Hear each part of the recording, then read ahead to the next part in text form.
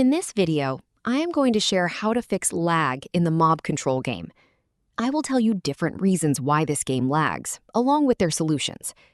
The first reason is that you are using the free version, which shows ads, and those ads can cause lag in your game. I have a solution for this. First, go back to the home screen. Tap and hold the game icon. Here, you will see some options appear. Click on App Info. After that, click on Storage.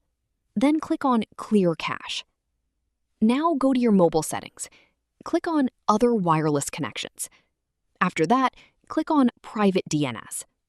Here, you will see the option called Designated Private DNS.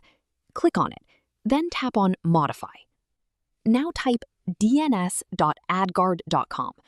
I have also provided this text in the description. After that, click on Save. Now open the game.